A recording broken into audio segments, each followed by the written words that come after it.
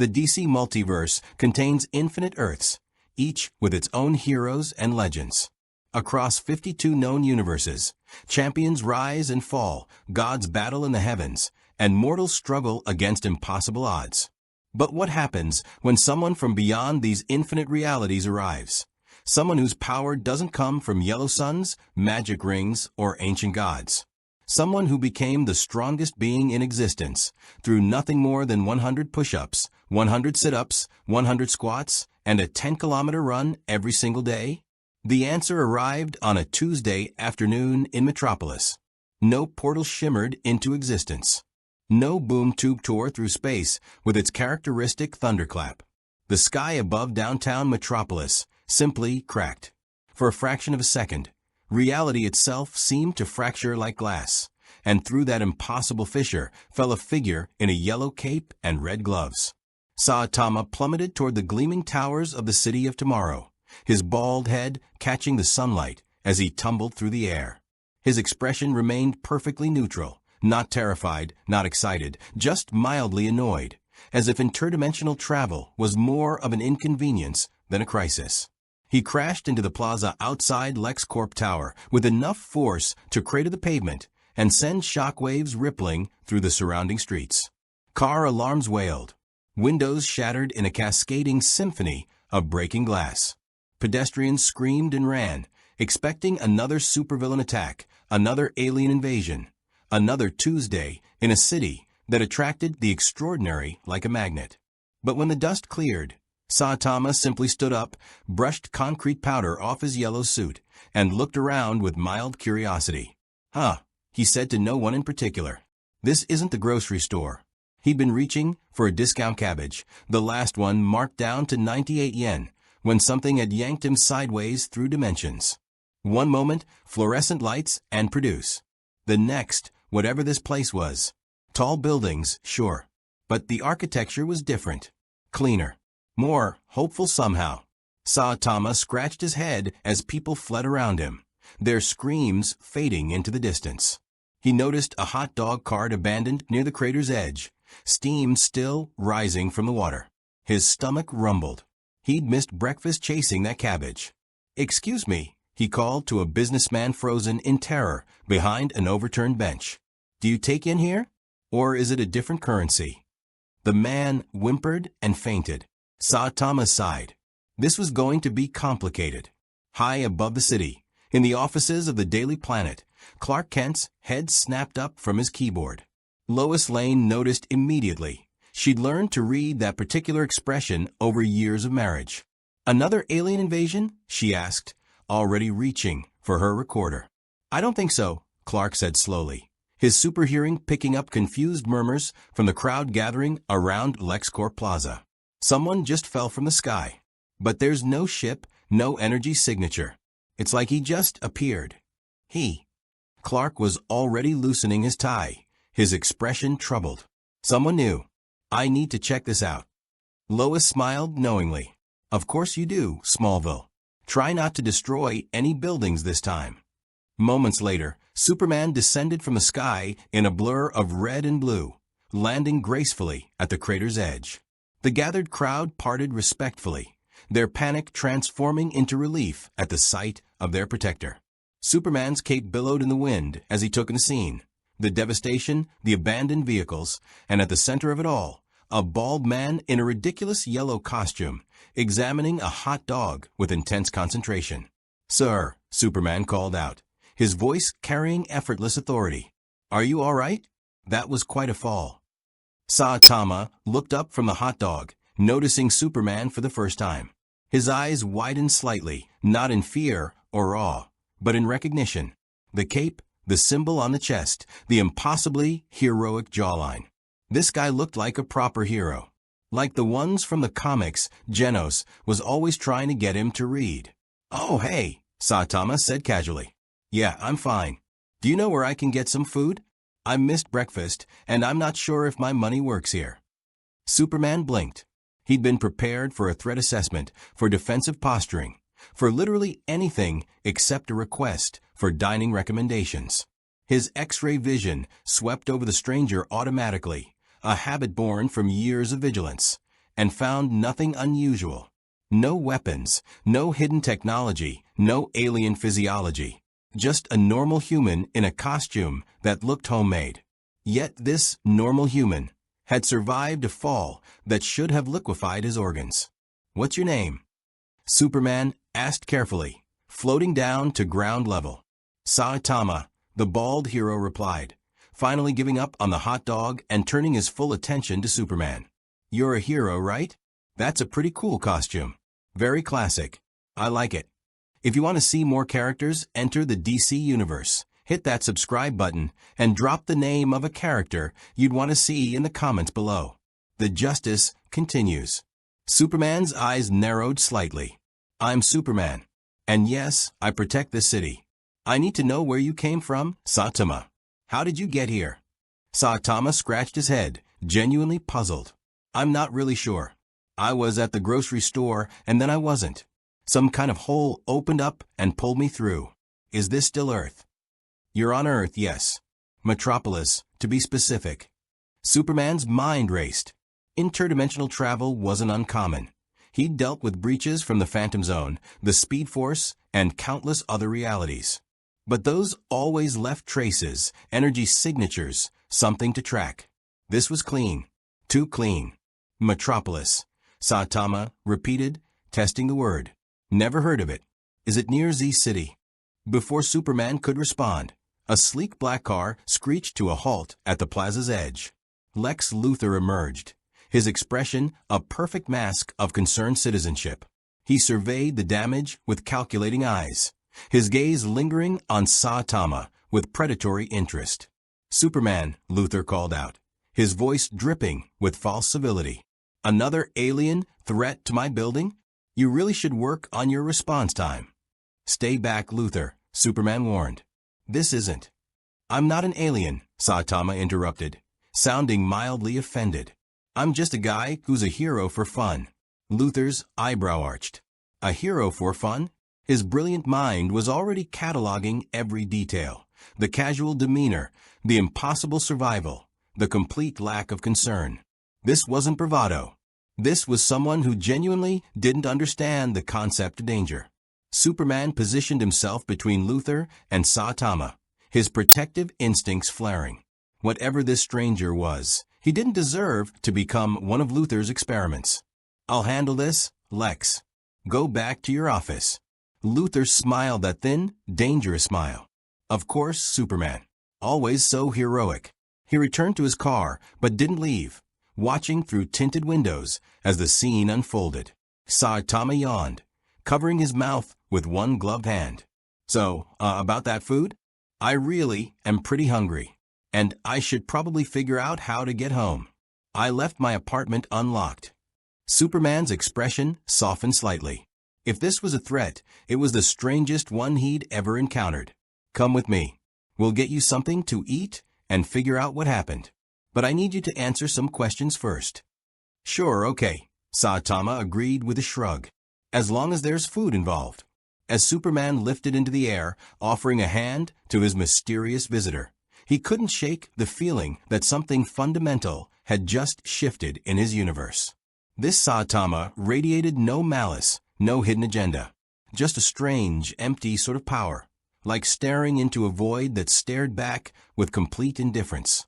And in that moment, Clark Kent, the Man of Steel, the last son of Krypton, experienced something he rarely felt: uncertainty. Behind them, Lex Luthor's mind spun with possibilities. A hero for fun, unlimited durability, no apparent power source. He pulled out his phone and made a call. "Yes, it's me. I need a full analysis of a crater at LexCorp Plaza. Molecular composition, energy, readings, everything. And get me everything you can find on a Saitama. I have a feeling he's going to be very, very interesting." In the sky above Metropolis, Saitama hung from Superman's grip, looking down at the gleaming city with the same expression he'd worn falling through dimensions. Mild, persistent boredom. This was going to be a long day. The watchtower hung in geosynchronous orbit above Earth, a gleaming testament to humanity's alliance with the extraordinary. Inside its sterile white corridors, the greatest heroes of Earth gathered in the main conference room, their faces illuminated by holographic displays that showed footage of Saitama's arrival played on loop. Batman stood in shadow, his white eyes fixed on the screen. Wonder Woman leaned forward, her warrior's instinct analyzing every movement. The Flash drummed his fingers on the table at super speed, creating a soft, buzzing sound. Green Lantern John Stewart's ring flickered as it ran continuous scans of the footage. Aquaman sat with arms crossed, looking skeptical. Cyborg interfaced directly with the Watchtower systems, running analysis after analysis. And Superman stood at the head of the table, his expression troubled. "Run it again," Batman commanded, his gravelly voice cutting through the room's tension. The footage replayed, the dimensional crack, the fall, the impact, Saitama standing up without a scratch. Cyborg sensors showed the kinetic force of that landing, enough to obliterate a tank, shatter reinforced concrete, pulverize bone to dust. Saitama had dusted off his cape like he tripped on a sidewalk. "No energy signature," Cyborg reported, his human eye narrowing in frustration. "No alien tech, no metagene activation, no magical aura. According to every scan I've got, he's just human. But humans don't survive that. Are your sensors malfunctioning?" Aquaman asked bluntly. "I've run diagnostics 6 times. Everything's working perfectly. He's either blocking my scan somehow, or he really is what he appears to be." "Which is what exactly?" Wonder Woman asked, her voice carrying centuries of battlefield experience. "A warrior who has transcended normal limitations? I have seen such beings before. The gods of Olympus. He's not divine," Batman interrupted, his detective's mind working through possibilities. "At least not in any way our instruments can measure. But divine or not, he's dangerous. Anyone with that level of durability who enters our world without explanation is a potential threat." "He seemed nice enough," Superman offered, though his tone suggested uncertainty. "Confused, disoriented, hungry. I took him to a diner on 5th Street. He ate 43 plates of food without stopping." The Flash looked up with sudden interest. 43? Okay, now we're talking. I like this guy already. "Barry," Batman's voice carried a warning tone. "I'm just saying, anyone who can eat that much and still look bored is someone I can relate to." Green Lantern's ring projected a 3-dimensional image of Saitama, rotating slowly in the air. "Superman, you said he claims to be a hero for fun. What did he mean by that?" Superman moved to the viewport, staring down at the earth below. He was very matter-of-fact about it.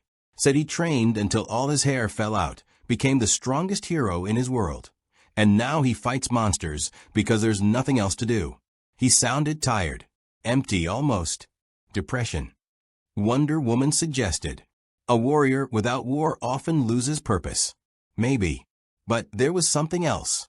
When I used my X-ray vision, my heat vision sensors, even my super hearing to check his vitals, everything read as completely normal. Except.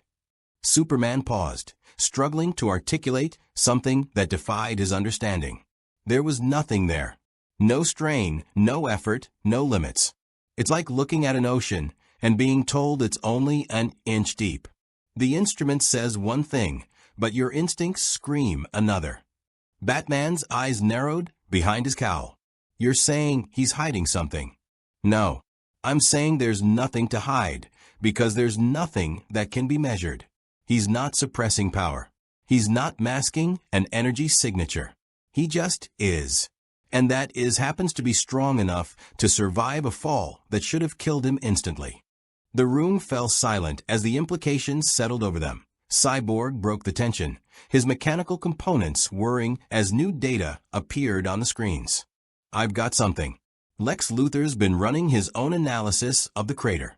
He's pulled soil samples, pavement fragments, even air molecules from the impact zone. And he's found this." A new image appeared, microscopic particles suspended in space, shimmering with an iridescent quality that seemed to shift between dimensions.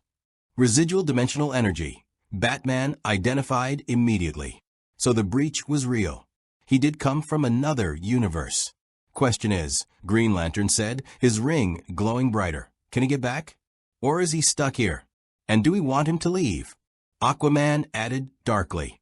An unquantifiable power. No allegiance to our world. No understanding of our conflicts. That's a wild card we don't need. Wonder Woman's eyes flashed with barely contained anger.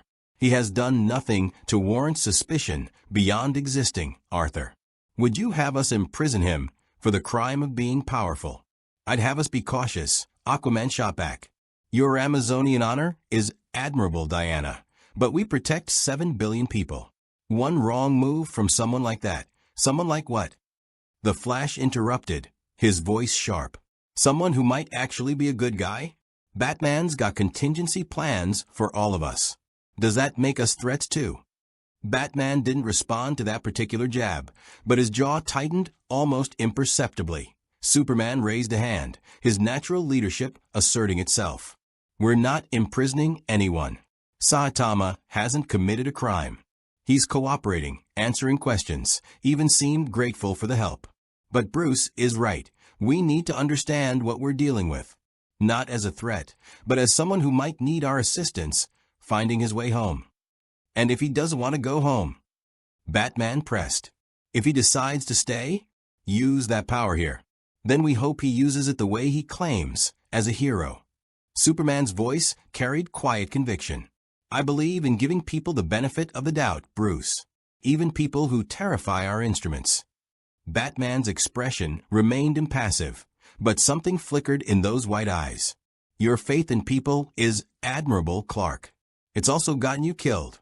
Twice. The temperature in the room seemed to drop several degrees. Wonder Woman stood, her hand instinctively moving toward her lasso. Enough. We are the Justice League. We stand for justice, not paranoia. I say we invite this Saitama to the Watchtower. Let us meet him as allies, not jailers. I second that, Flash said immediately. Green Lantern nodded. Agreed. My ring isn't detecting any malicious intent. Actually it's not detecting anything specific at all, which is weird, but not threatening.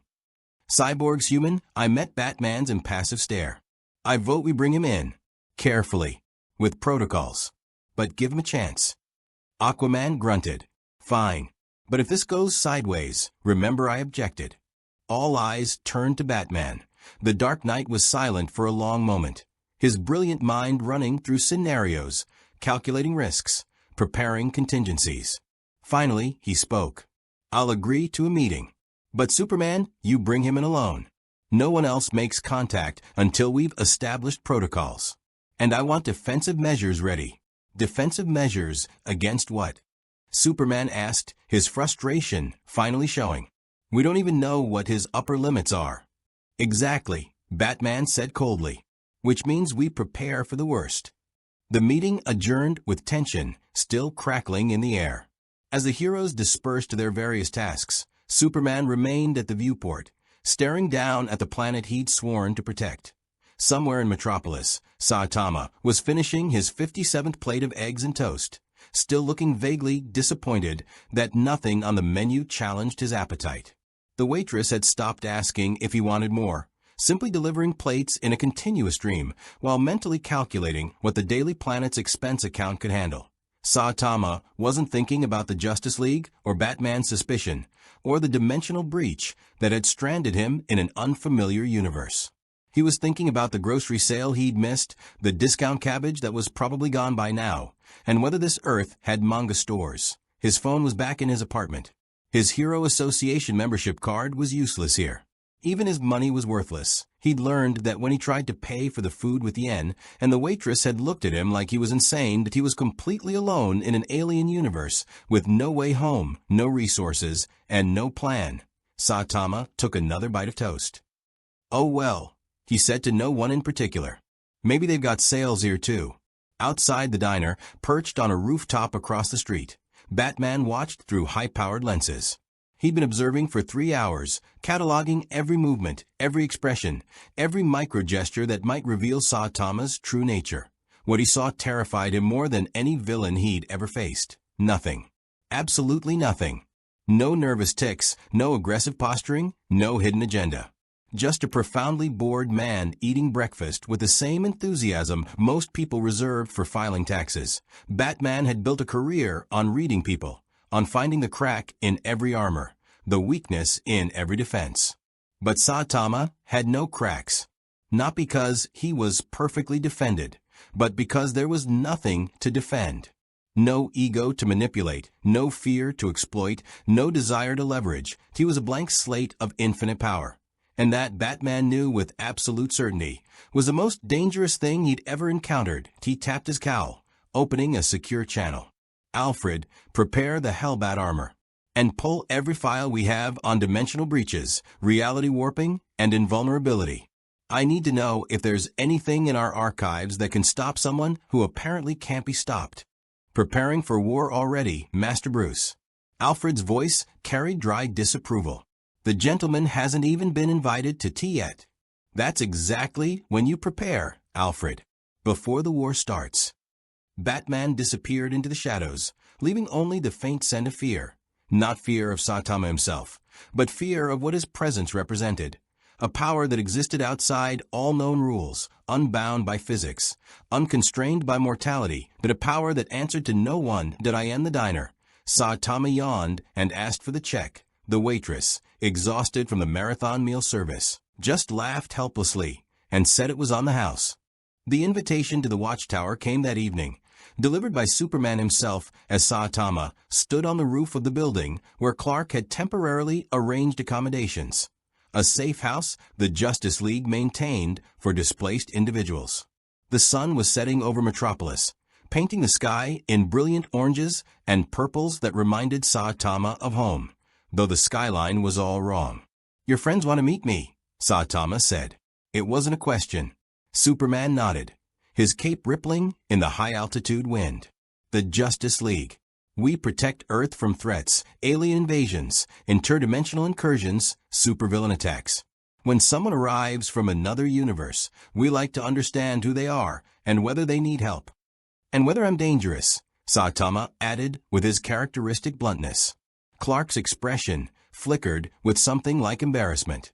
Some of my colleagues are cautious. They've seen what happens when powerful beings aren't properly vetted. Makes sense. Saitama stuffed his hands in his pockets. I'd probably do the same thing. Your world seems nice. Lots of heroes, from what I've seen on TV. Very organized. My world was more chaotic. Monsters everywhere, hero associations, lots of politics. Superman caught the past tense immediately. Well, I guess. Assuming I can get back. Saitama's voice carried no urgency, no distress. Just mild inconvenience, like discussing a missed bus. Do you think your friends know how to fix dimensional tears? If anyone can figure it out, we will. But first, they want to talk to you. Are you willing to come to our headquarters? Saitama shrugged. Sure. Nothing else to do. Though I should warn you, I'm not great at formal meetings. I tend to fall asleep when people talk too long. Despite the tension he'd been carrying, Superman smiled. There was something refreshingly honest about Saitama's complete lack of pretense. I'll try to keep it brief. Cool. So how do we get there? Another flight. Something like that. Superman activated his JL communicator. Watchtower to teleport. The teleportation beam enveloped them both in golden light, and Saitama felt a peculiar tingling sensation as his molecules were disassembled and reassembled in orbit. When the light faded, he found himself standing in a gleaming white corridor that hummed with barely audible power. Huh, Saitama said, looking around. This is pretty fancy. We just had a regular office building. Superman led him through the Watchtower's corridors, and Saitama noticed how every hero they passed stopped to stare. A woman in green and black. The second he saw her, he recognized the heroine uniform aesthetic actually backed up 3 steps. A man covered in circuit patterns and metal analyzed him with glowing eyes. A kid in red and yellow vibrating. So fast he was almost a blur, leaned against the wall, trying to look casual and failing completely. They were all afraid of him. Saitama had seen that look before back home. After he'd defeated the Deep Sea King. After Boros. after defeating monster after monster, until his reputation preceded him like a wave, washing away genuine connection and leaving only awe and fear in its wake. He'd hoped a different universe might be different. The conference room doors slid open with a pneumatic hiss. Inside, 6 heroes waited. Saitama recognized Superman's aesthetic in some of them. The heroic bearing, the colorful costumes, the sense of purpose that radiated like heat. But there were differences too. The woman in armor with the golden lasso carried herself like a warrior queen.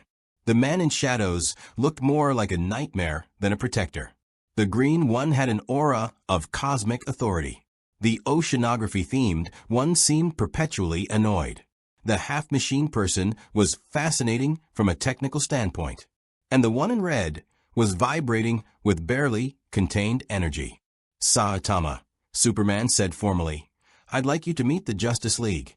Batman spoke first, his voice like gravel scraping concrete. Sit. It wasn't an invitation. It was a command. Saitama sat, not because he was intimidated, but because his legs were tired from walking around Metropolis all day. The chair was surprisingly comfortable. You claim to be from another universe, Batman continued, his white eyes boring into Saitama with an intensity that would have made most people squirm. Prove it. Bruce, Superman started. No. Batman's voice cut like a knife. He appears out of nowhere, survives impacts that would liquefy a normal human, eats enough food to feed a small army, and expects us to simply accept his story? I want proof. Saitama blinked slowly. How do I prove I'm from another universe? I don't exactly have a passport. You could start, the half-machine man said in a more diplomatic tone, by telling us about your world. Details we can verify or at least assess for consistency. I'm Cyborg, he added. This is Batman, Wonder Woman, Flash, Green Lantern, and Aquaman. You've already met Superman. Right. Saitama scratched his head, trying to figure out where to start.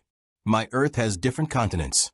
There's a hero association that ranks heroes by class, C through S. I'm S-class, rank 7, though I should probably be higher. We have monsters that attack cities pretty regularly. Lots of weird threats, aliens, underground empires, mad scientists. The usual. Usual, Aquaman muttered darkly. And your powers? Wonder Woman asked, her voice carrying genuine curiosity rather than suspicion. How did you acquire them? Training, Saitama said simply. 100 push-ups, 100 sit-ups, 100 squats, 10-kilometer run. Every single day, for 3 years. No air conditioning in summer, no heat in winter. And I never skipped a day, no matter how hard it got. The room fell completely silent. Flash broke it with a snort of laughter. You're joking, right? That's just basic conditioning. That wouldn't give you. That's what I did, Saitama interrupted, his voice flat. Believe it or not, I don't really care.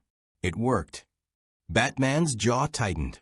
He'd expected a story about genetic modification, alien heritage, magical artifacts, radioactive spiders, anything that fit the known paradigms of power acquisition. A basic exercise routine was impossible. It violated every principle of biology and physics, which meant either Saitama was lying, insane, or telling a truth so bizarre it broke conventional understanding. Green Lantern's ring flickered as it ran continuous scans, and John Stewart's frown deepened. My ring still isn't getting any readings. No energy signature, no power source, nothing. It's like trying to analyze a hole in space. Perhaps because he is precisely that, Wonder Woman mused. The Greeks had legends of warriors who achieved perfection through discipline. Heroes who transcended mortal limits through sheer determination. Heracles, Achilles, Perseus. Men who became more than men. Those are myths, Batman growled. So we're Amazons, Wonder Woman replied coolly. Until your satellites photographed Themyscira. Saitama watched the exchange with mild interest. You guys argue a lot. The S-class heroes in my world did that too. Everyone had different ideas about how to handle threats. I usually just punched the problem until it stopped being a problem. How diplomatic, Aquaman said dryly. Look, Saitama said, his tone suggesting he was already getting bored. I get that you're worried. Some random guy shows up, claims to be strong. You don't know if he's a threat. But I've been a hero for years. I save people. I fight monsters. I'm not interested in taking over your world or whatever you're worried about. Batman leaned forward, his presence somehow filling the entire room despite not moving from his seat. Then prove it. Fight me. Bruce, that's not, Superman objected. If he's as powerful as our instruments suggest, or fail to suggest, then a sparring match will reveal his capabilities. If he's lying, we'll know immediately. And if he's telling the truth. Batman's voice dropped to something almost dangerous. Then we need to see what we're dealing with. Saitama perked up slightly. A sparring match? Full contact. No holding back. The Watchtower has training rooms designed to withstand Superman at full power. For the first time since arriving in the DC universe, Saitama looked genuinely interested. Will it actually be a fight? Or will you go down in one hit like everyone else? The casual arrogance in that statement made Flash whistle low. Oh man, he did not just say that to Batman. Batman stood, his cape spreading like wings. The training room. Now. Wonder Woman's hand moved to her lasso. Bruce, this is unwise. We know nothing of his combat capabilities. Exactly, Batman said. Which is why we need to see them. Saitama stood, stretching his arms above his head with an audible pop of joints. Okay, sure. But don't get mad when it's over in one punch. That's kind of my thing. As they moved toward the training room, Superman fell into step beside Saitama, his voice low. Bruce is intense. He's never lost a fight through strategy and preparation. He's taken down beings much stronger than himself. That's impressive, Saitama said, and he meant it. Strategy is important. I'm terrible at it. He will try to analyze you, find your weakness, exploit it. Cool. Hope he finds one. Would make things more interesting. Superman stopped walking, genuine concern in his eyes. You don't understand. Batman doesn't lose. Everyone loses eventually, Saitama interrupted, his voice carrying an echo of profound loneliness. Trust me, I know. It's just a matter of finding someone strong enough. And in that moment, Clark Kent understood something fundamental about the man in the yellow cape. He wasn't arrogant. He wasn't boasting. He was desperately, achingly hoping to be wrong. Saitama wanted to lose. The training room doors opened onto a space the size of a football field, its walls reinforced with materials designed to contain a Kryptonian's full strength.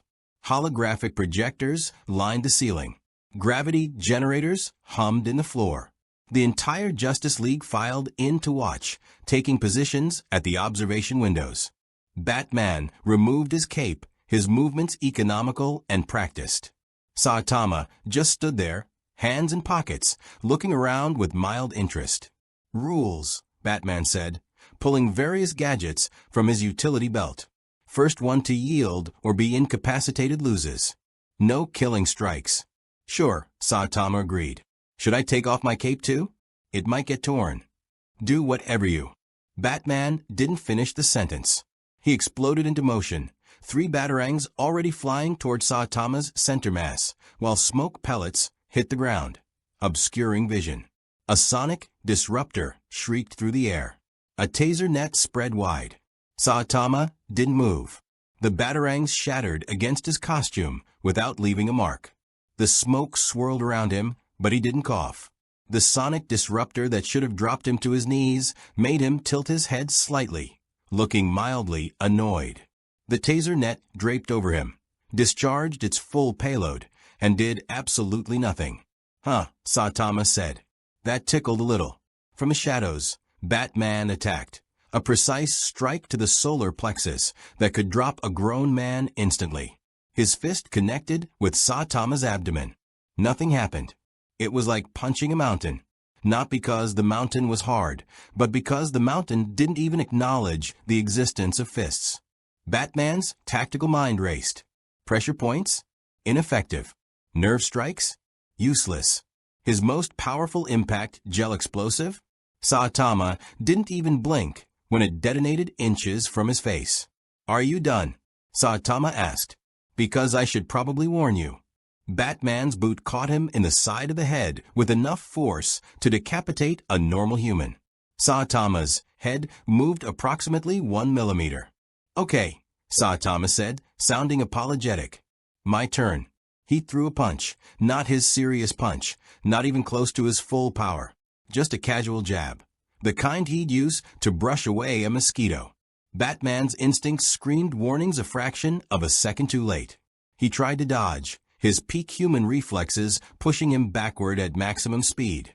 The air displaced by Saitama's punch hit him like a freight train. Batman flew across the training room, smashed through 2 reinforced walls, and embedded himself in the third before dropping to the ground in a controlled roll. His armor was cracked. 3 ribs were broken. His tactical analysis was already running. Evade, regroup, deploy contingency. "You okay?" Saitama called out, looking genuinely concerned. "I barely tap you." From the observation deck, the Justice League stared in stunned silence. Did he just... Flash started. With a casual punch, Cyborg finished, his sensors going haywire trying to measure the force involved. Wonder Woman's eyes widened in recognition. By Hera, he is what he claims. A warrior who has transcended all limits. Superman's fists clenched. He'd felt that kind of power before, from Darkseid, from Doomsday, from beings that threatened entire planets. But they radiated menace, malevolence, intent. Saitama radiated nothing. Just empty, infinite strength. In the training room, Batman struggled to his feet, his mind refusing to accept what had just happened. He'd fought Superman. He'd fought Darkseid. He'd survived Apocalypse and the Phantom Zone and countless encounters that should have killed him. He'd never felt so completely, utterly outclassed. "I yield," he said through gritted teeth. Saitama looked disappointed. "Already? But we just started." And that, more than the punch, more than the casual display of impossible power, chilled everyone watching to their core. He hadn't even tried. The medical bay of the watchtower hummed with advanced technology as Superman carefully monitored Batman's vitals. 3 cracked ribs, severe bruising across his torso, minor concussion. For Batman, it was practically a light workout. But the look in his eyes told a different story. Bruce Wayne had stared into the abyss countless times. Tonight, the abyss had flicked him across a room, without even trying. "Your assessment?" Superman asked quietly, adjusting the regenerative field around Batman's chest. "Incalculable," Batman replied, his voice tight with pain and something else, something Clark had rarely heard from his friend. "Uncertainty. Every combat algorithm I have, every strategy, every contingency useless. He doesn't have a weakness, because he doesn't operate within any framework I understand." He pulled his punch, Superman observed. "Significantly. If he'd wanted to hurt you, I'd be dead." "I know." Batman's jaw clenched, which means either he has perfect control or that really was nothing to him. "I'm not sure which possibility is worse." In the conference room, Saitama sat alone at the long table, examining his glove where it had made contact with Batman. Not a scratch. Not even dust. He'd been worried he might have actually hurt the guy. Heroes in that kind of armor usually weren't as durable as they looked. The door slid open and Wonder Woman entered, her armor gleaming in the sterile light. She carried herself with the confidence of someone who'd fought in wars before human civilization had names for them. Her eyes assessed Saitama with a warrior's understanding. "That was well done," she said, taking a seat across from him. "You measured your strength perfectly. Lesser warriors would have killed out of reflex." "I've had practice," Saitama replied. "Used to break things on accident all the time. Doorknobs, mostly. And groceries. It's annoying." Diana smiled, a genuine expression that transformed her regal features. "I am Diana of Themyscira. My sisters call me Wonder Woman. You fight with a warrior's discipline." "Thanks. You look like you'd be a good fighter too. That armor's pretty cool." "Would you care to test that theory?" Diana's smile widened, her hand moving to her sword hilt. A true sparring match, warrior to warrior. Not Batman's tactical assessment, but an honest exchange of skill. For the first time since arriving in this universe, Saitama looked genuinely interested. You think you'd last longer than one punch? I am the daughter of Zeus, trained by the greatest warriors of Themyscira, blessed by the gods themselves. I have fought Ares and lived. I have stood against Darkseid's hordes. Diana's voice carried no arrogance, only certainty. I will not defeat you. Your power is clear. But I will not fall in one strike. Saitama leaned forward slightly. Really? Really? Okay. Yeah, let's do it. 20 minutes later, the training room had been repaired and reconfigured. The Justice League gathered once more at the observation windows, though this time the atmosphere was different. Wonder Woman's challenges were legendary. She tested herself against the strongest beings in existence, not to prove superiority, but to understand the limits of her own strength. And she never backed down. Diana stood in the center of the arena, sword and shield at ready, her stance perfect. Saitama faced her from across the room, hands in his pockets, cape fluttering slightly in the recycled air.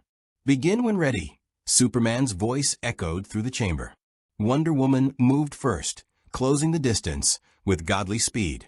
Her sword traced a perfect arc toward Saitama's shoulder, not a killing blow, but a serious strike that would have bisected steel. Saitama sidestepped casually, hands still in his pockets. Diana spun, her shield coming around in a devastating bash. Saitama leaned back, the shield passing millimeters from his face.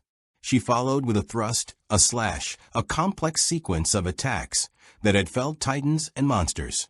Saitama dodged each one with minimal movement, his expression focused now. You're fast. You're faster, Diana replied, not slowing her assault. But you fight without technique. Raw power, nothing more. Yeah, I'm not really trained. Just punching stuff. Diana's eyes gleamed. Then let me show you something. She dropped low, sweeping Saitama's legs, while simultaneously bringing her shield up toward his chin, a classic Amazonian technique that created an impossible choice. Protect your head and fall, or maintain balance, and take the shield strike. Saitama didn't fall and didn't get hit. He simply stood there as Diana's sweep passed beneath him, and her shield stopped against his chin without budging him a centimeter. Huh, Saitama said. That was a good move. Diana laughed, a sound of pure joy that surprised everyone watching. You're impossible. Physics itself bends around you. I get that a lot.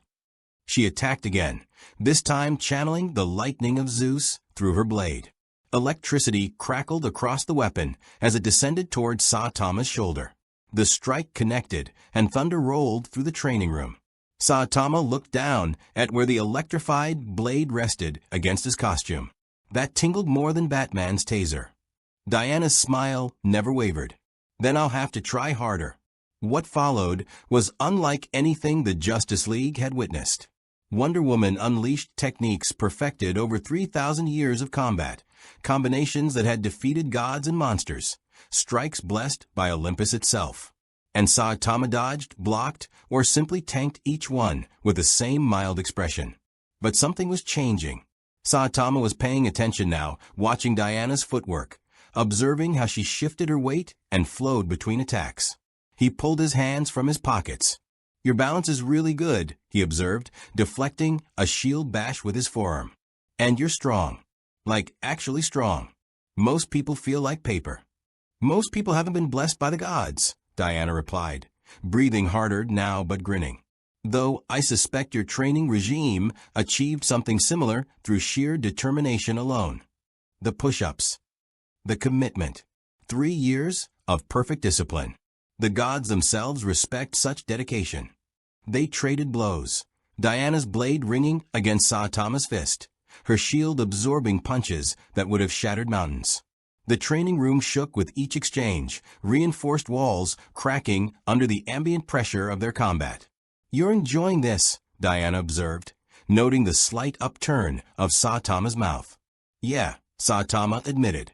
You're lasting longer than most. It's been a while since I could actually, fight. Usually, it's just one punch and done. Diana saw it then. The loneliness behind his power, the isolation of being so strong that combat became a chore rather than a challenge. She'd seen glimpses of it in Superman, that burden of strength. But Clark could still be challenged, could still feel pressure, could still bleed. Saitama, she suspected, could not. Then let us make this memorable, Diana declared, raising her lasso. Hera, grant me your strength. The golden rope blazed with divine light as she spun it overhead, building momentum. When she released it, the lasso shot forward with impossible speed, wrapping around Saitama's torso and binding his arms to his sides. The lasso of truth hummed with power, compelling honesty from all abound. Saitama looked down at the glowing rope. This feels weird. Diana pulled, channeling the strength of Olympus through her arms. Saitama slid forward slightly, actually moved by external force for the first time since arriving in this universe. From the observation deck, Flash whooped. She's moving him. Holy crap, she's actually moving him. But Diana wasn't smiling anymore. She was pulling with everything she had. Strength blessed by Zeus, enhanced by Hera, perfected through millennia. And Saitama was sliding forward like someone being tugged by a child. This is impressive, Saitama said, genuine respect in his voice. You're really strong. The rope too. It's making me feel honest, I guess. Then answer honestly, Diana said, still pulling. Why do you fight? The question hung in the air. The lasso of truth compelled response, burning with divine mandate. Saitama's expression went distant. Because I got strong. And when you're strong, you should protect people. That's what heroes do. Even if it's boring. Even if nothing challenges you anymore. Even if you can't remember the last time you felt your heart race during a fight. The raw loneliness in those words silenced the entire observation deck. Diana released the lasso, stepping back. I yield. Saitama blinked. But we were just getting started. No. I cannot defeat you. I knew that from the beginning. But I understand you now. Diana approached, extending her hand. You are a true warrior, Saitama. One who fights not for glory or excitement, but because it is right. That is the highest form of heroism. Saitama shook her hand, his grip careful despite his strength. You're pretty wise. Most people just call me strong or weird. You are both, Diana replied with a warm smile. But you are also lonely. That, I understand well. The burden of power is real. Yeah, Saitama agreed quietly. It really is. Lex Luthor's private laboratory occupied the entire sub-basement level of LexCorp Tower, hidden behind layers of security that would have made military installations jealous. Holographic displays flickered with data streams, analyzing the microscopic particles recovered from Saitama's crater. Quantum computers hummed, running simulations that would have taken conventional hardware centuries to complete. And Lex Luthor stood at the center of it all, his brilliant mind racing faster than any machine. Run it again, he commanded, his eyes fixed on the holographic representation of Saitama's cellular structure, or rather, the complete absence of anything unusual in his cellular structure. His lead scientist, Dr. Vasquez, looked exhausted. They'd been at this for 18 hours straight. Mr. Luthor, the results are consistent. His DNA is completely human. No mutations, no alien markers, no metagene activation. According to every test we can run on the recovered biological samples, he's just a man. A man who survives impacts that would vaporize Superman, Lex said coldly. A man who appears from nowhere with no energy signature, no power source, no explanation. Don't insult my intelligence by calling him just a man. Sir, I'm only reporting what the data shows. Then the data is incomplete. Lex dismissed her with a wave, turning to the holographic display. His fingers danced through the air, manipulating data with practiced ease. There must be something. A dimensional frequency we're not detecting. A quantum state we can't measure. Something that explains the impossible. His private communicator chimed. Lex activated it with an irritated gesture, and Amanda Waller's face appeared. Hard eyes, harder expression. The look of someone who'd made peace with doing terrible things for what she believed were right reasons. Luthor, we need to talk about your newest visitor. I assume your satellites captured the same footage mine did, Lex replied, not bothering with pleasantries. The Justice League's little sparring sessions. Fascinating, weren't they? Batman hospitalized. Wonder Woman forced to yield. And according to our intelligence, he wasn't even trying. Waller's expression didn't change, but Lex heard the tension in her voice. That makes him a national security threat. That makes him an opportunity, Lex corrected. Though I'm curious what the head of Task Force X wants with someone who could probably punch through the walls of Belle Reve without noticing. I want contingencies. The Justice League clearly can't handle him if he turns hostile, which means we need alternatives. Lex smiled, thin and predatory. You want me to find a way to kill him? I want you to find his weakness. Everything has one. Gods, aliens, metahumans, they all bleed eventually. You've made a career out of proving that. Superman has kryptonite, magic, red sun radiation. This Saitama. Lex gestured at the data cascading across his screens. He doesn't register as alien. Magic doesn't seem to affect him based on Wonder Woman's divine weapons, making no impact. And he generates no energy signature to disrupt. He's a null space in the shape of a man. So you're saying it's impossible. I'm saying it's interesting. Lex's eyes gleamed with the particular light they got when facing an unsolvable puzzle. And nothing interests me more than the impossible. Give me time. I'll find the answer. You have 72 hours before I take more direct action. The communication ended. Lex stood in silence, his mind already working through possibilities. Kryptonite wouldn't work, not alien. Traditional weapons were useless. Batman had proven that. Magic seemed ineffective. Psychological manipulation required understanding motivation, and Saitama appeared to have none beyond vague, heroic principles and a desire for a challenging fight. But everyone had a weakness. Everyone. It was simply a matter of looking in the right place. Dr. Vasquez, Lex called out. Access our files on dimensional travel. Boom tube technology, speed force breaches, phantom zone projectors. If he came from another universe, there must be a way to send him back.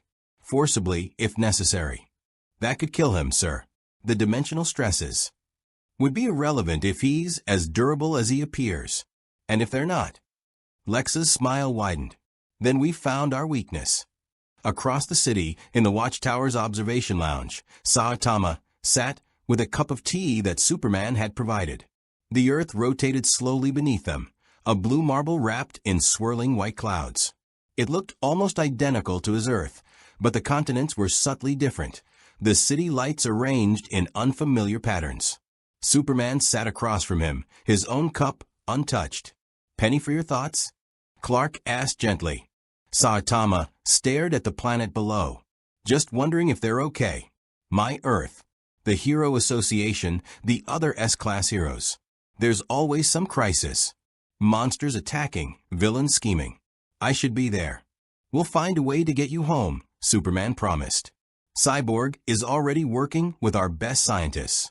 We have access to technology from across the universe, mother boxes, boom tubes, speed force knowledge from the Flash. If there's a way, we'll find it. And if there isn't, the question hung heavy in the recycled air. Then you'll have a place here, Superman said firmly. Earth could always use another hero, especially one as powerful as you. Saitama laughed, a short, bitter sound. Yeah, that's what they said back home too. Until they realized I was too powerful. Made people uncomfortable. Made other heroes feel useless. Some kid even asked me once why I bothered showing up when I just solved everything in one punch. That sounds lonely. It is. Saitama's voice went quiet. You know what the worst part is? Not the boredom, not the lack of challenge. It's that people stop seeing you as a person. You become this thing. This force of nature, they point at problems. No one wants to just hang out, grab a meal, talk about stupid stuff. They're too busy being grateful or scared or resentful.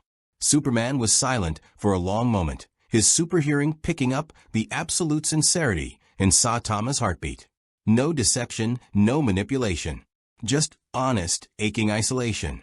I understand more than you think, Clark finally said. Being powerful changes how people see you. They put you on a pedestal or treat you as a threat. Finding genuine connection becomes complicated. You seem pretty well adjusted though. Got a team, got a purpose. You don't look bored out of your mind. I can still be hurt, Superman explained. I can still fail. Magic affects me. Kryptonite weakens me. I have limits, and those limits keep me human in a way that matters. But you. Clark's eyes met Saitama's. You don't have limits, do you? I don't know, Saitama admitted. I keep hoping to find them. That's why I got excited about your friend in the armor. And Wonder Woman, she lasted longer than most. But in the end, it's always the same. One punch, or close to it. Everything falls. That must be terrifying. Saitama blinked in surprise. Terrifying. To have that much power with no upper boundary. To know that if you ever lost control, even for a second, you could destroy everything. Most people with that kind of strength spend their lives afraid of themselves. Huh. Saitama considered this. I never really thought about it like that. I just punch stuff. Try not to break things I'm not supposed to. Which takes incredible restraint. Superman leaned forward. Batman tested you, tried to find weaknesses. Diana challenged your technique. But neither of them saw what I see.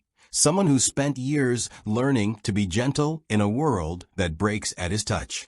That's a different kind of strength. For a moment, something flickered across Saitama's face. Not happiness exactly, but recognition.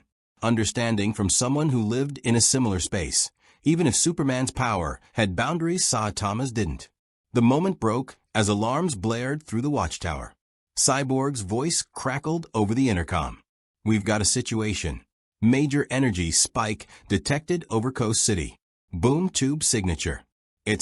His voice cut off, replaced by static. Superman was on his feet instantly, his expression shifting from empathetic friend to warrior protector. That's Apocalypse technology. Apocalypse. Saitama stood, setting down his tea. Dark side, Superman said grimly, already moving toward the teleportation bay. The most dangerous being in the universe. A god who seeks to control all life through the anti-life equation. If he's opening boom tubes to Earth, he's invading, Saitama finished. Yeah, I get it. We had stuff like that back home. Alien invasions, usually Thursdays. They reached the teleportation chamber where the rest of the Justice League was already assembling. Batman's ribs were wrapped, but he stood ready, his utility belt restocked. Wonder Woman's sword gleamed. Flash vibrated with nervous energy. Green Lantern's ring glowed bright. Aquaman gripped his trident. Cyborg systems were rebooting from whatever had caused the static. Darkseid himself hasn't been confirmed, Batman reported, pulling up holographic data. But we're reading at least 30 boom tubes opening over Coast City. Parade Month signatures. Thousands of them. He's testing our response, Wonder Woman assessed. Probing for weakness before committing his full forces. Or he's heard about our guest. Batman's eyes found Saitama and wants to measure the threat personally. Saitama cracked his knuckles. So, giant invasion. Army of monsters. Possible evil god. Is this a normal Tuesday for you guys? Unfortunately, Flash muttered. Though usually we have more prep time. We need to evacuate Coast City, Superman commanded, his leadership voice activating. Flash, you're on civilian rescue.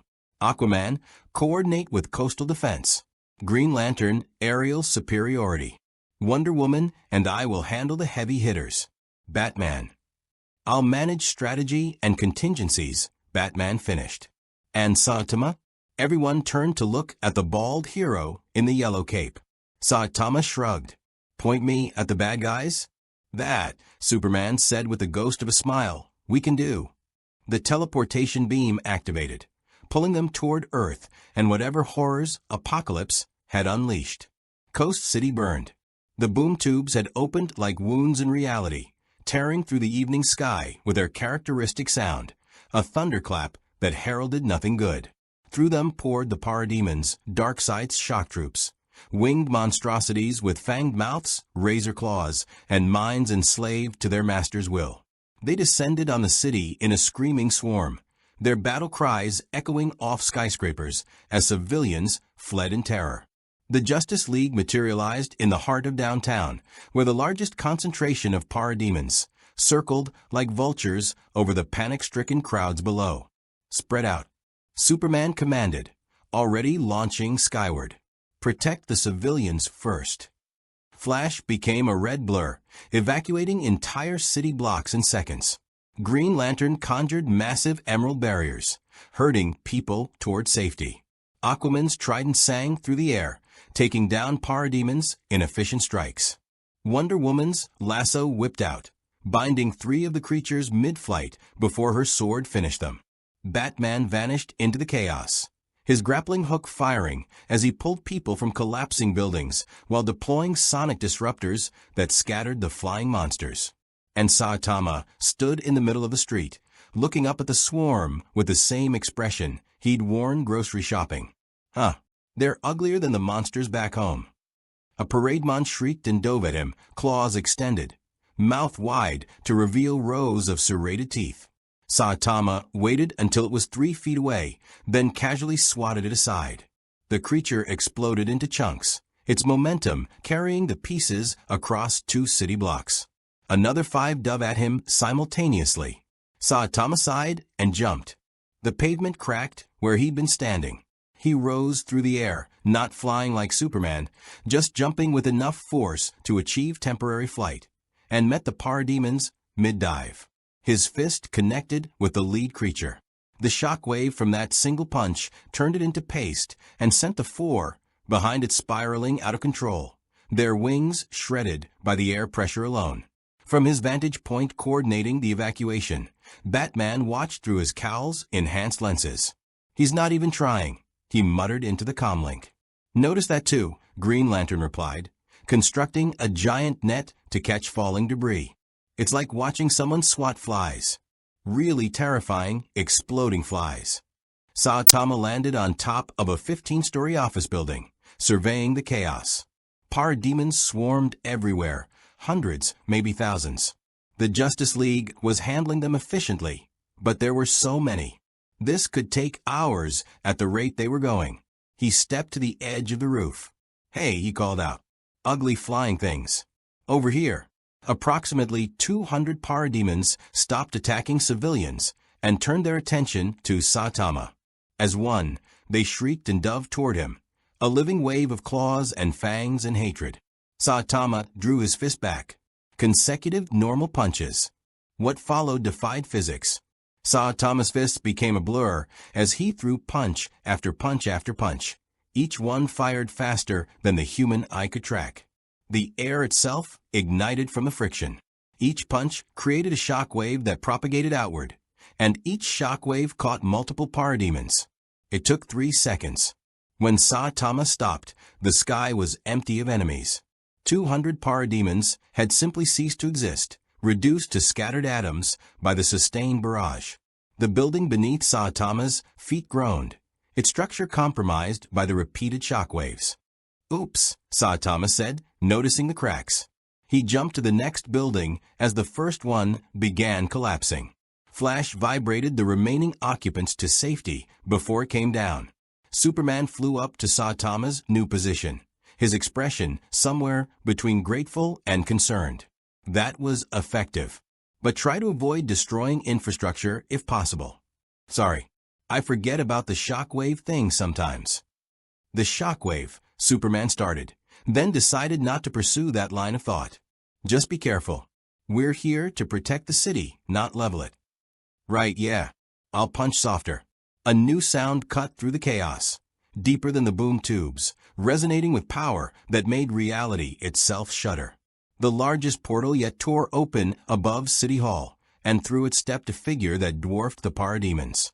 10 feet tall, skin like cracked stone, eyes burning with Omega energy, armor forged in the fire pits of apocalypse, presence that radiated absolute tyranny. Darkseid had arrived. At last, the new god's voice boomed across the city, deep enough to rattle windows. "I have come to this primitive world so many times, faced its so-called champions, broken its heroes. And yet I sense something new, something that does not belong. his burning eyes fixed on Saitama. You are the anomaly, the disturbance in the source, an impossibility made flesh. Darkseid descended slowly, each step through the air accompanied by thunder. I am Darkseid, ruler of Apocalypse, breaker of worlds, seeker of the anti-life equation. And you will kneel. Saitama tilted his head. Nah, I'm good. The Justice League converged on their position. Superman landed beside Saitama, his jaw set in grim determination. Wonder Woman took up position on the other side, sword drawn. Batman emerged from the shadows, already calculating angles. Flash vibrated with barely contained energy. Green Lantern's ring flared bright. Aquaman's trident hummed with power.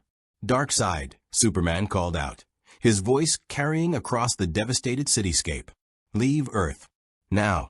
We've beaten you before. You have survived me before, Kryptonian, Darkseid corrected, his tone dismissive.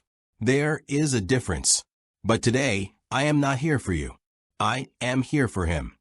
He pointed at Saitama, the one who exists outside all equations, outside the source itself. An insult to order, a paradox that must be eliminated. How did you even know about him? Batman demanded. He's only been here 2 days. The source wall whispers of anomalies. The universe itself recoils from contradictions. When something that should not exist arrives, gods take notice. Darkseid's smile was terrible to behold. And gods act. Saitama raised his hand. A quick question. Are you actually strong? Because everyone keeps telling me about how dangerous you are, but so far your army wasn't that impressive.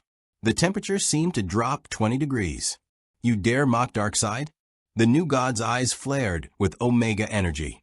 Very well. Let me educate you on the meaning of despair. The Omega beams lanced out, twin columns of scarlet energy that could track targets across dimensions, erase them from existence, or trap them in eternal torment. They locked onto Saitama with the inevitability of death itself. Saitama stood still as they approached. Move, Superman shouted, starting forward. The Omega beams struck Saitama dead center in the chest. Reality warped around the impact point. The building beneath them disintegrated. The air itself screamed. When the energy cleared, Saitama was still standing there, a slightly puzzled expression on his face. His costume was smoking faintly, but otherwise undamaged. That was warm, he observed. What was that supposed to do? For the first time in millennia, Darkseid experienced genuine surprise. The Omega effect was his ultimate weapon, powered by the fundamental forces of Apocalypse itself. It had killed gods. It had erased heroes from existence. It had never, in his thousands of years of conquest, simply failed to work. Impossible, Darkseid breathed. I get that a lot, Saitama replied. Then his expression shifted, not to anger, but to something like interest. So you're supposed to be really strong, right? Like actually challenging. I am Darkseid. The new god's voice thundered with rage and wounded pride. I am the revelation, the tiger force at the core of all things. When I command, entire galaxies kneel. I am.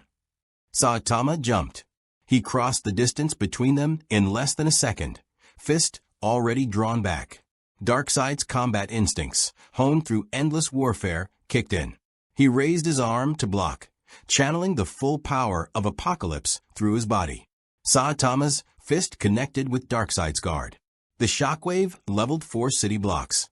Darkseid flew backward, smashing through 3 buildings before crashing into the bay a mile away, his impact creating a tidal wave that would have swamped the coastline if Green Lantern hadn't thrown up an emergency barrier.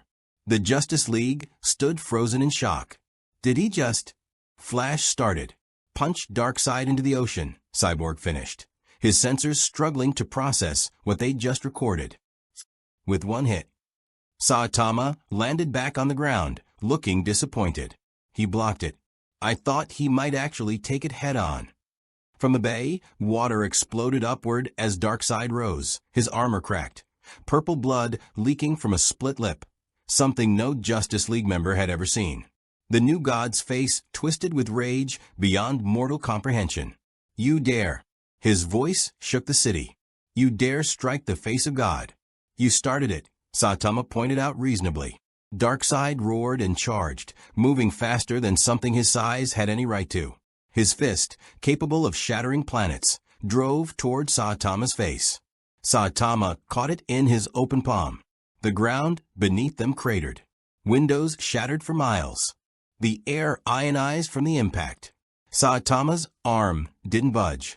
Okay, Saitama said, his eyes showing the first hint of genuine focus since arriving in this universe. You're definitely stronger than those flying things. This might actually be fun.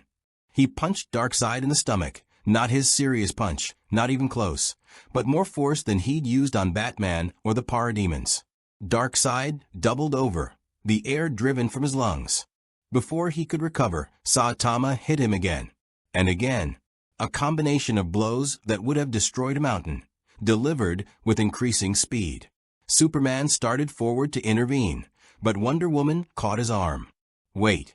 Look at Saitama's face. Clark looked, and understood. Saitama was smiling. Not a big smile, not triumphant or cruel. Just a small, genuine expression of something like happiness. For the first time since arriving in the DC universe, he'd found something that could take more than one punch. Darkseid crashed to his knees, armor shattered, face bloodied. The most feared being in the universe, reduced to gasping for breath. He looked up at Saitama with something that might have been respect, or might have been hatred, or might have been the terrifying realization that he'd finally met something he couldn't conquer. What are you? Darkseid gasped. Saitama's smile faded. Just a guy who's a hero for fun. Darkseid's blood stained the pavement of Coast City. Dark purple ichor that sizzled against the concrete like acid.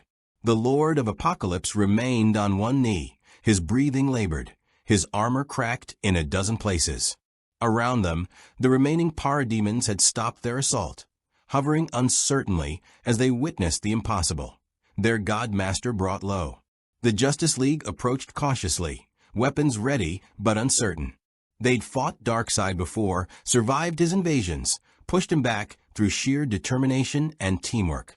But they'd never seen him like this, broken, bleeding, defeated by a single opponent in less than 2 minutes. Finish it, Darkseid rasped, his burning eyes fixed on Saitama. If you possess the power to humble Darkseid, then you possess the power to end him. Strike. Prove yourself the superior being.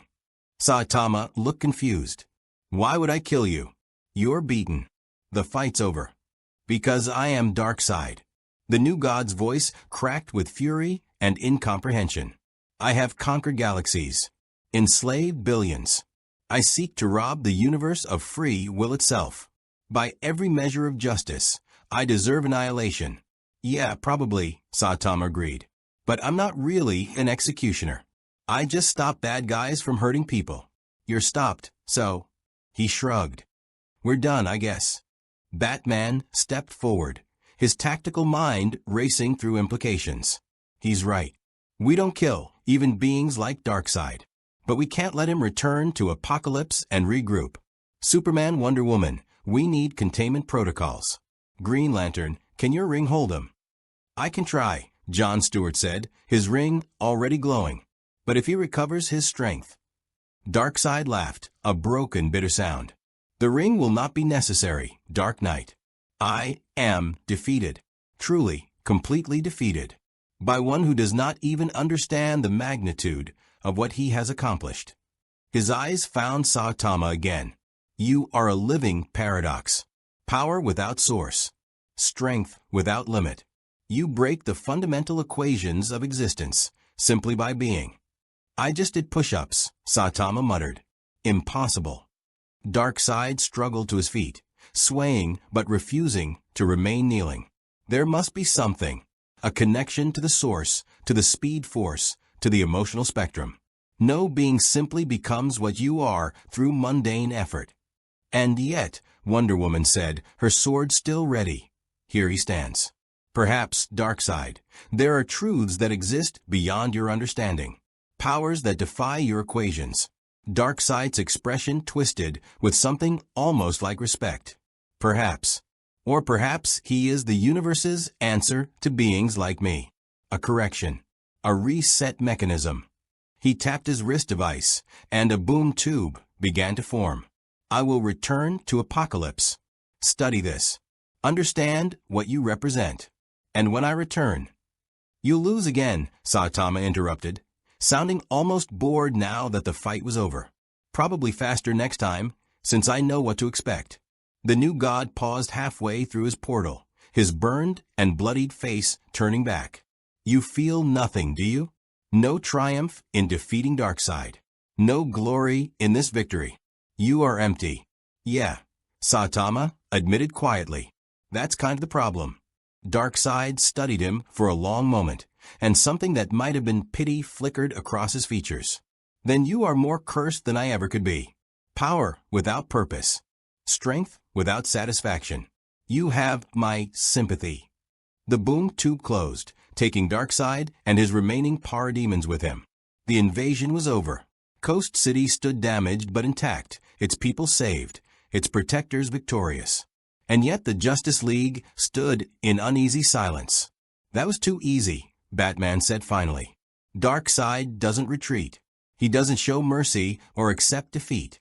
He fights until he's physically incapable of continuing.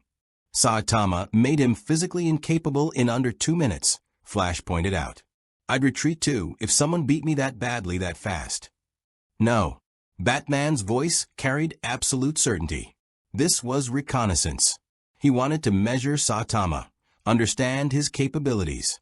Now he'll return to Apocalypse and develop countermeasures. Superman placed a hand on Batman's shoulder.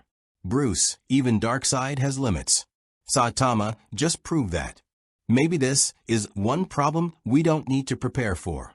That's exactly when you need to prepare, Batman insisted. When you think you're safe. Saitama had wandered over to a collapsed hot dog cart and was examining it with more interest than he'd shown during the entire battle. Hey, do you think the insurance covers alien invasions? This guy's cart is pretty wrecked. Cyborg laughed despite the tension. Yeah, actually, alien invasion insurance is pretty standard in cities the Justice League operates in. Comes up a lot. Huh, that's good planning. Green Lantern's ring chimed, displaying a holographic message. His expression darkened. We've got a problem. I'm reading energy signatures from the battle that have attracted attention. Big attention. How big? Wonder Woman asked, already knowing she wouldn't like the answer. Intergalactic. The Guardians of OA have taken notice of the dimensional anomaly. That's what they're calling Saitama. They want him brought before them for evaluation. Absolutely not, Superman said immediately. Saitama isn't a criminal. He helped us save Coast City, helped defeat Darkseid. I'm just telling you what they said. John interrupted. The Guardians consider anything that breaks the fundamental laws of reality to be a potential threat to the universe itself. They're sending a delegation. Let them come, Wonder Woman declared. We will stand with Saitama. He has proven himself an ally. Will we? Batman's question cut through the solidarity.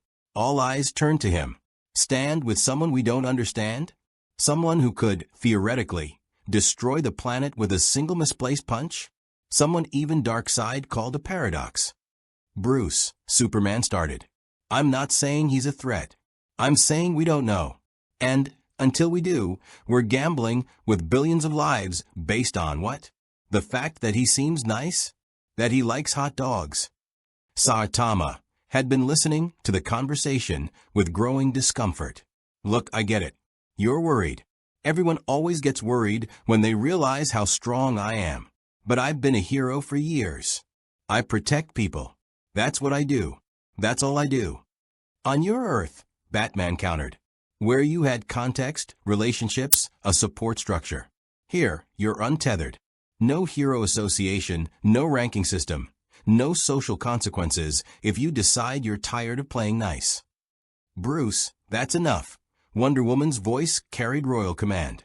You judge him for crimes he hasn't committed, possibilities that exist only in your paranoid imagination.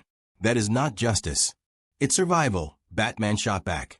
And someone has to think about it, even if it makes me the villain in this story.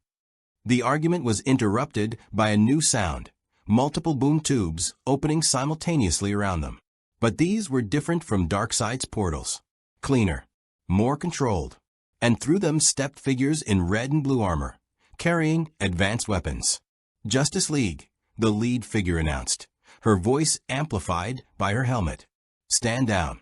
We're here for the dimensional anomaly under orders from Director Waller and presidential authorization. Amanda Waller emerged from an armored vehicle that had apparently been waiting at a safe distance. Her expression was hard as granite. Superman, Wonder Woman, stand aside. This being represents a clear and present danger to national security. He's coming with us. Like hell he is, Flash said, electricity crackling around him. This isn't a negotiation, Waller replied coolly. We have footage of him striking Darkseid, the most feared being in the universe, like he was a minor inconvenience. That kind of power, unregulated, uncontrolled, is unacceptable. Unacceptable. Superman's eyes flashed with anger. He just saved this city, saved thousands of lives. And your response is to treat him like a criminal. My response is to treat him like what he is, an unknown quantity with godlike power. Waller's gaze shifted to Saitama. I'm offering you a choice. Come with us voluntarily, submit to evaluation and monitoring, and we can do this peacefully. Or resist and we'll use force. Saitama looked at the armored soldiers, their weapons trained on him. He looked at the Justice League, torn between defending him and following legal authority. He looked at Waller, who stared back without fear or mercy. What kind of evaluation? He asked finally.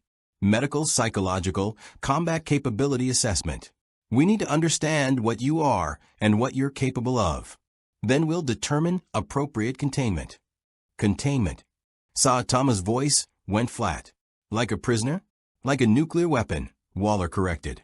Would you let a warhead wander around unsupervised? I'm not a weapon. I'm a person. You're something that broke Darkseid in 2 minutes. The distinction is academic. The tension ratcheted to a breaking point. The Justice League moved to defensive positions, not sure whose side they were on, but unwilling to let Saitama be taken by force. The soldiers' weapons charged. Waller's hand moved to a device on her belt, probably a trigger for something terrible. And Saitama sighed. This is exactly what I was trying to avoid, he said quietly. This is exactly what always happens. The standoff in Coast City held like a drawn breath, everyone waiting for someone else to make the first move.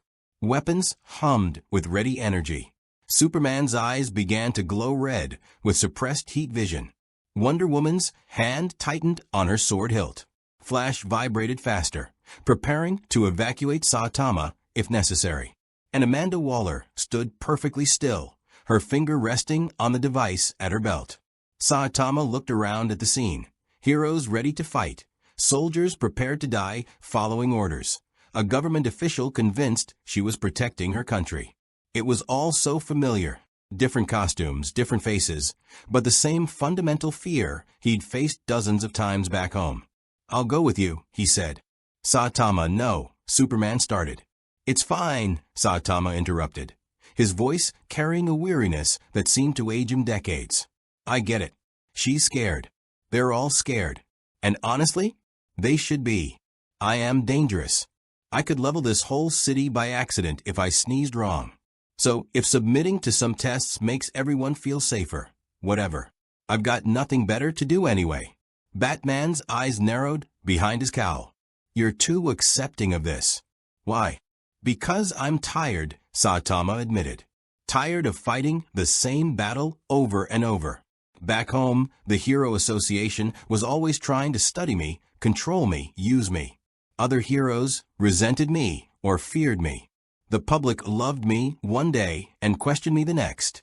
And nothing I did ever changed it, because the problem isn't what I do.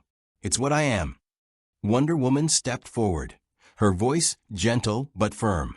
You are a warrior who has earned respect through your actions. Do not let fear dictate. With respect, Princess, Waller interrupted. You're a daughter of Zeus with 3,000 years of perspective. He's been in our universe for 2 days.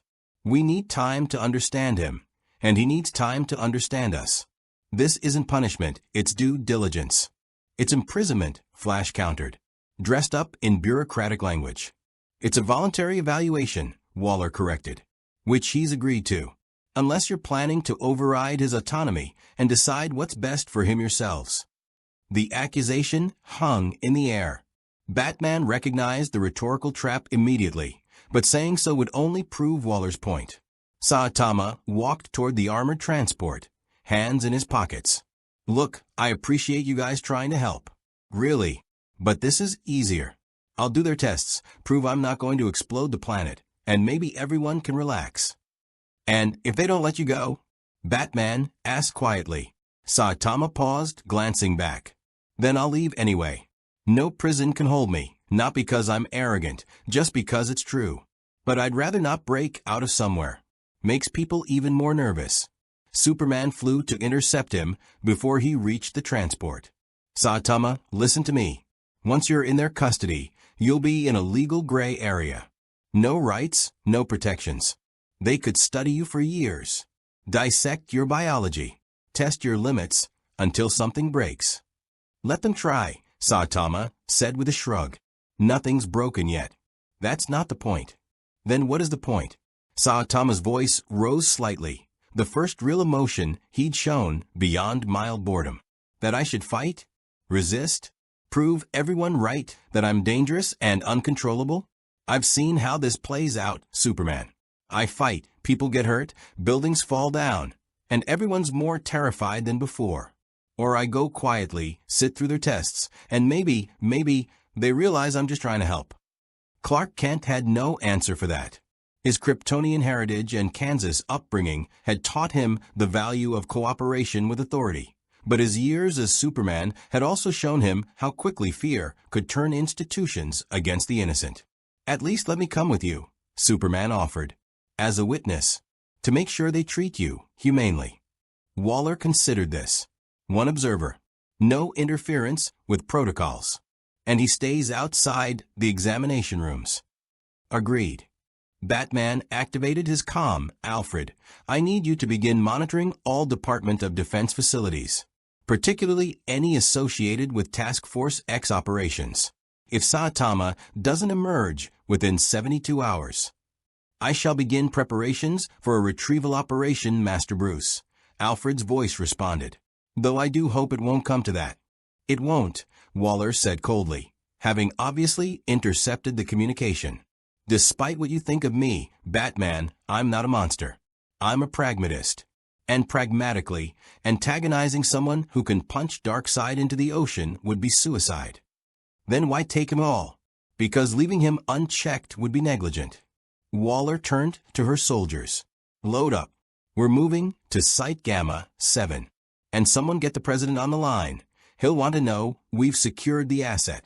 He's not an asset, Wonder Woman said, her voice sharp. He's a person. He's both, Waller replied. And that's what makes this complicated. The transport lifted off, Superman flying alongside. The remaining Justice League members watched it disappear into the clouds, each processing the situation through their own moral framework. Flash broke the silence. So we're just letting them take him? After he saved the city? After he beat Darkseid? We're respecting his choice, Wonder Woman corrected, though she clearly hated it. Even if we disagree with it. Batman. Green Lantern turned to the Dark Knight. What's your read on this? Batman was silent for a long moment, his brilliant mind working through angles and possibilities. He went too easily. Someone with his power, his independence. Submission doesn't fit his profile. Maybe he's just tired, Aquaman suggested. The man seemed exhausted in a way that had nothing to do with physical effort. Or maybe, Batman said slowly, he's testing us. Seeing how we treat someone who voluntarily surrenders to authority. Measuring whether this universe is worth saving. Cyborg sensors beeped urgently. Guys, I'm picking up chatter. The news networks got footage of the fight. It's already viral. Hashtag One Punch Man vs. Darkseid is trending globally. People are calling him a savior, a threat, an alien, a miracle. The internet is having a complete meltdown. Of course they are, Flash muttered. Nothing breaks social media like watching someone fist fight a god. Batman pulled out a secure tablet, accessing feeds from across the planet. The footage was everywhere. Saitama's casual devastation of the Parademon swarm, his exchange with Darkseid, the new god's retreat. Commentary ranged from worshipful to terrified. One particular clip had been replayed millions of times. Saitama catching Darkseid's planet-crushing punch in his open palm, the shockwave rippling out, and his simple response, "You're definitely stronger than those flying things." "He's going to be the most famous person on Earth by morning," Cyborg observed. "Or the most feared." "Probably both," Wonder Woman said. "Fame and fear are often twins." Batman closed the tablet, his jaw set. "Diana, John, Arthur, return to your respective regions and monitor for additional threats. Darkseid's retreat may inspire opportunistic attacks. Victor, I need you coordinating with emergency services in Coast City." Flash. "Already on it," Barry said, blurring away to help with rescue operations. Batman turned to Wonder Woman.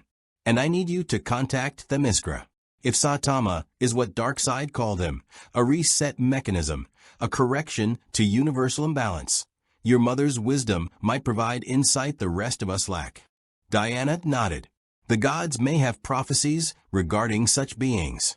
I will consult the oracle."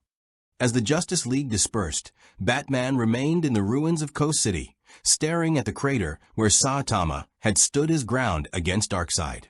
The Dark Knight had faced countless threats in his career, gods, monsters, cosmic entities. He developed contingencies for all of them. But Saitama was different. Not because he was stronger or more dangerous, but because he didn't fit any paradigm Batman understood. He wasn't corrupted by power. He wasn't driven by ambition. He wasn't even particularly interested in being a hero. He was just there, existing, helping because helping was what you did. And that terrified Batman more than any villain ever had. 2 hours later, deep beneath an undisclosed location in Nevada, Saitama sat in a reinforced examination room that had been designed to hold metahumans with Superman-level strength. Energy dampeners lined the walls. Suppression fields hummed at frequencies calculated to disrupt cellular function. The door was 3 feet of titanium and exotic alloys. None of it would have stopped him for even a second. Saitama knew it. The scientists monitoring him through 12 layers of bulletproof glass knew it. And Superman, standing in the observation room with arms crossed and a worried expression, definitely knew it. "Subject is responsive to verbal commands," a scientist spoke into a recorder. "No signs of aggression or resistance. Heart rate normal. Blood pressure normal. All biological markers indicate baseline human physiology, which contradicts observed capabilities." "I told you I'm human," Saitama called out. "Just a really strong one." "Subject claims humanity despite contradictory evidence," the scientist continued. "Proceeding to durability testing. Activating kinetic impact sequence." A panel in the wall opened, revealing a cannon designed to fire projectiles at hypersonic speeds. Saitama watched it with mild interest. "Is this going to hurt?" he asked. "It would liquefy a normal human," the scientist replied. "We're starting at 10% power."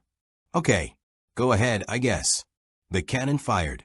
The projectile, a tungsten rod moving at Mach 5, struck Saitama in the chest. The impact should have punched through him and embedded in the wall behind. Instead, the rod shattered into powder. Saitama brushed the residue off his costume. "That tickled a little. Is that it?" Increasing to 50%. More projectiles.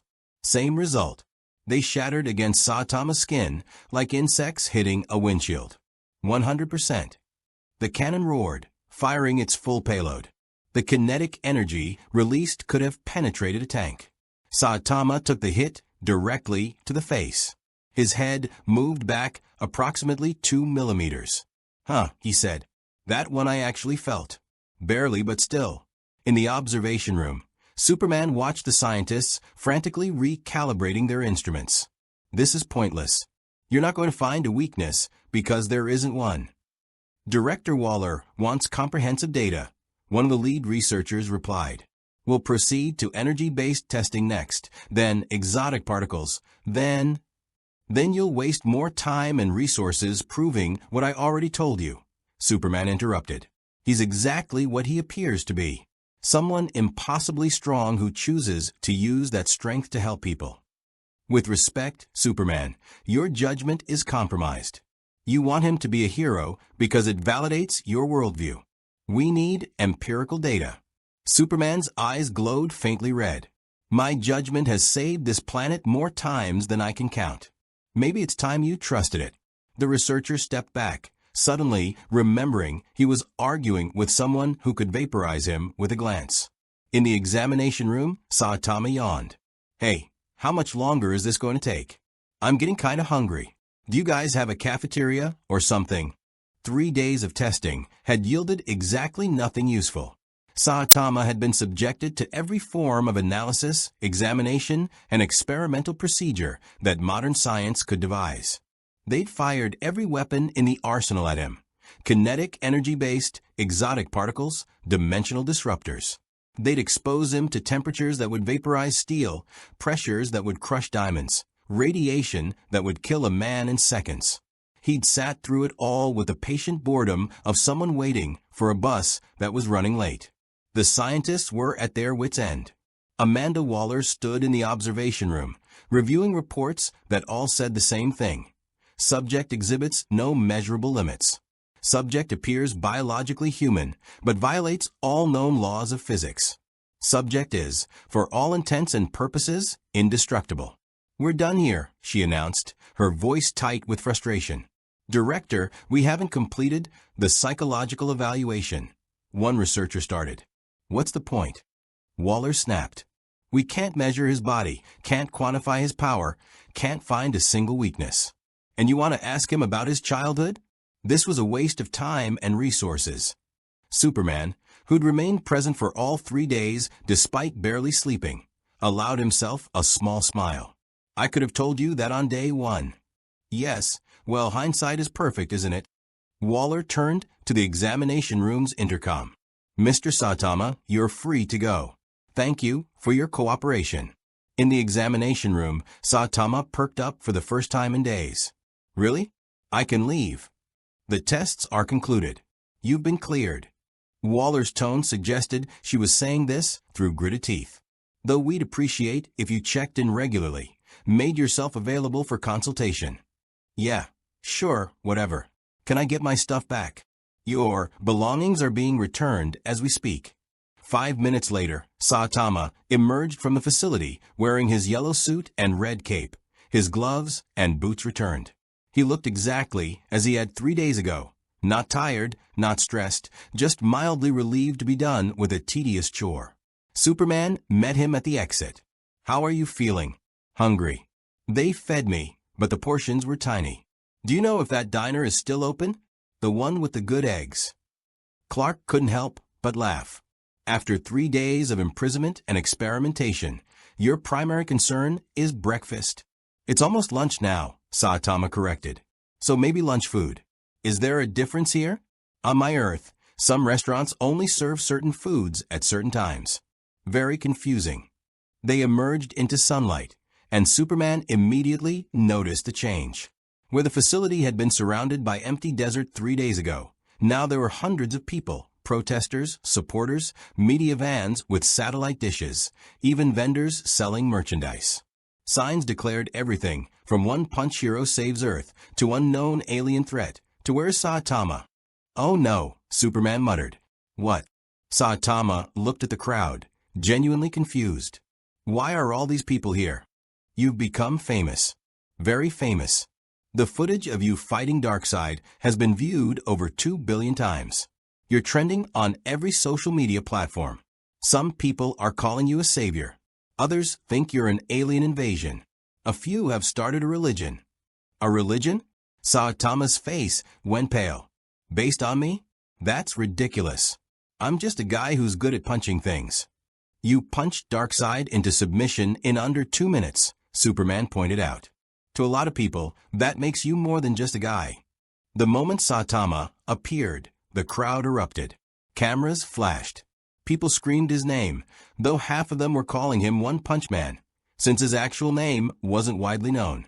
Security barriers strained as the mob surged forward. Mr. Saitama, Channel 7 News. Is it true you're from another dimension? One Punch Man, are you here to replace Superman? Sir, can you comment on reports that you're actually an ancient god? Is it true you're dating Wonder Woman? Saitama looked desperately at Superman. Help. Superman rose into the air, his voice carrying over the chaos with practiced authority. Everyone, please step back. Mr. Saitama will not be giving interviews at this time. We ask that you respect his privacy and allow him to. A child broke through the security line. A girl, maybe 8 years old, clutching a handmade action figure that looked nothing like Saitama except for the cape. She ran straight toward them, tears streaming down her face. Security moved to intercept, but Saitama held up a hand. It's okay. He knelt down to the girl's level. Hey, what's wrong? My brother, she sobbed. He was in Coast City during the attack. A building fell on him, and the doctors say he's going to die because his spine is broken and they can't fix it, and I heard you were really strong and I thought maybe you could help. Saitama's expression softened. Where is he? Metropolis General Hospital. Room 347. His name is Tommy. He's only 12 and he wants to be a hero like you someday. And I'll go see him, Saitama interrupted gently. Right now. Okay. The girl's eyes went wide. Really? Lead the way. Superman landed beside them. Saitama, you should know that medical science has limits. Even I can't heal a broken spine. If you're building up her hopes. I'm not going to heal him, Saitama said, standing. I'm just going to visit. Sometimes that's enough. They took the girl, whose name was Emma, to Metropolis General Hospital. Superman flying them there to avoid the mob. The hospital administration nearly had a collective heart attack when Superman and the newly famous One Punch Man walked through their doors, but they quickly directed them to room 347. Tommy lay in a bed surrounded by machines, his lower body immobilized, his face pale with pain and medication. His eyes widened when Saitama entered. You're him, Tommy whispered. The guy who beat Darkseid. Yeah. Saitama pulled up a chair, sitting beside the bed. Your sister said you want to be a hero. Wanted to be, Tommy corrected, his voice breaking. Before this. Now I can't even walk. Saitama was quiet for a moment. You know what makes someone a hero? It's not being able to walk or fly or punch really hard. It's seeing someone who needs help and doing what you can. Your sister needed someone to inspire her, give her hope. You did that just by fighting to survive. That's pretty heroic. But I can't save people. I can't fight monsters. I can't do anything. Neither could I once, Saitama said. I was just a regular guy. Weak, actually. Failed my job interviews. Failed at life. But I kept trying. Kept pushing. And eventually I got strong. Maybe you'll walk again someday. Maybe you won't. But that doesn't stop you from being a hero in other ways. Tommy's eyes filled with tears. Like what? I don't know. You'll figure it out. That's what heroes do. They figure out how to help with whatever they've got. Saitama stood, ruffling the boy's hair. Get better, okay? The world needs more heroes. Even the kind who can't punch things. As they left the hospital, Emma hugged Saitama's leg. Thank you. He's smiling. He hasn't smiled since the accident. He's a good kid, Saitama replied. Take care of him. Outside, the media circus had somehow found them again. But before the questions could start, the sky darkened. Not with clouds, but with shadows that moved with predatory intelligence. Batman's voice crackled over Superman's calm. Clark, we have a situation. Lex Luthor has activated something at LexCorp Tower. Energy readings are off the charts, and it's specifically targeting Saitama's dimensional signature. What? Superman's expression went grim. A massive portal tore open above Metropolis, not a boom tube, but something cruder, more violent. Reality screamed as the dimensional fabric was wrenched apart. and through it, Saitama could see his world. His actual world. Z-City. The Hero Association building. Familiar streets and unfamiliar angles. Home. No, Saitama breathed. Lex is forcing open a dimensional bridge, Batman continued. But it's unstable. If he maintains it for more than a few minutes, it could tear both universes apart. Millions will die. You need to. The portal pulsed, and something emerged from Saitama's universe. A figure in sleek armor, thrusters flaring, repulsor beams charging. Genos. His disciple. His friend. Sensei. Genos's voice echoed across Metropolis. I tracked your dimensional signature. I'm bringing you home. Genos, no. Saitama shouted. Go back. The portal is unstable. But Genos was already through, landing beside Saitama with explosive force. His sensors swept the area, identifying threats, the crowd, the media, Superman floating overhead. Step away from Sensei, Genos warned, his palms glowing with building energy. I don't know what you've done to him, but... Genos, stop. Saitama grabbed his disciple's arm. These people are friends. Well, mostly. It's complicated. But you need to go back before. The portal convulsed. Reality buckled. Both universes screamed in agony as the dimensional bridge began to collapse. And through it, drawn by the dimensional instability, came something that made Darkseid look like a minor inconvenience. A cosmic entity. A being of pure energy and malevolence that existed between dimensions, feeding on the barriers between realities. It had sensed the portal, and now it was coming through, hungry and vast and utterly unstoppable by conventional means. Oh no, Superman said, his voice small. The Justice League converged on Metropolis, Batman in a Batwing, Wonder Woman flying under her own power, Flash running up the side of a building, Green Lantern streaking through the sky, Aquaman riding a waterspout. They took in the scene, the collapsing portal, the cosmic horror emerging, Genos threatening civilians, and Saitama standing in the middle looking tired. I really miss when my biggest problem was missing grocery sales, Saitama muttered. The cosmic entity fully manifested, a thing of writhing shadows and screaming light, its form hurting to look at, its presence causing reality to crack like thin ice. It had no face, no voice, only hunger. And it was targeting the dimensional weak point that Lex Luthor had created. The spot where Saitama stood. Justice League. Superman commanded. We need to contain that thing before it. The entity struck, tentacles of unreality lashing out at everyone and everything. Buildings dissolved where they touched. People ceased to exist. The very concept of matter recoiled from its presence. Genos fired his full arsenal, but his blasts passed through the entity without effect. Wonder Woman's lasso failed to bind something without physical form. Green Lantern's construct shattered. Flash's speed was meaningless against something that existed outside time. The entity's attention fixed on Saitama. And then it made a sound, not a roar, but a vibration in the fundamental frequency of existence, that translated in every mind as a single concept. Paradox. Must eliminate. Asterisk, asterisk. Everyone get back, Saitama said quietly.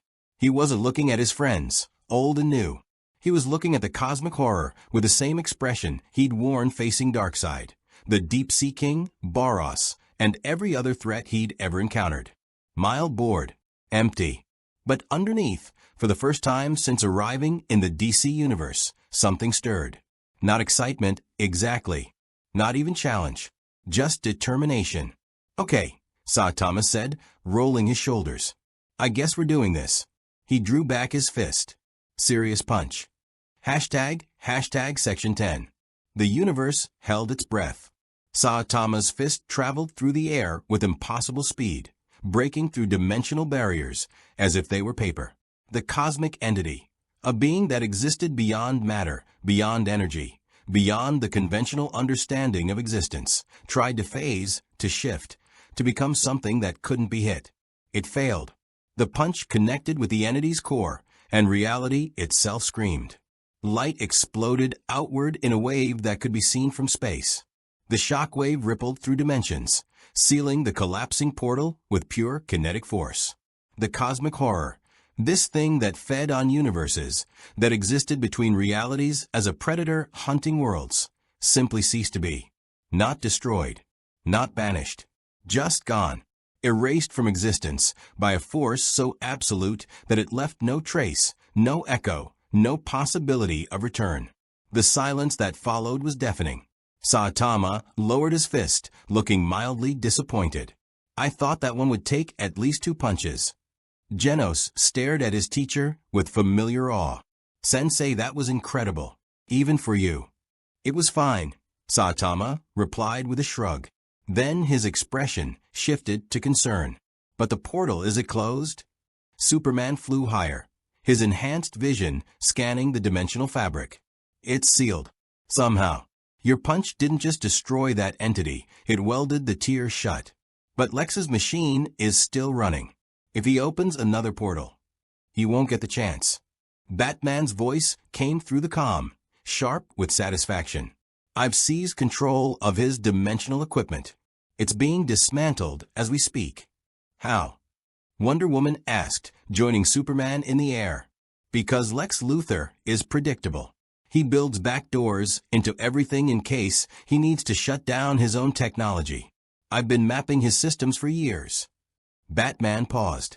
Though I'll admit, I didn't expect him to try ripping a hole between universes. That's ambitious even for him.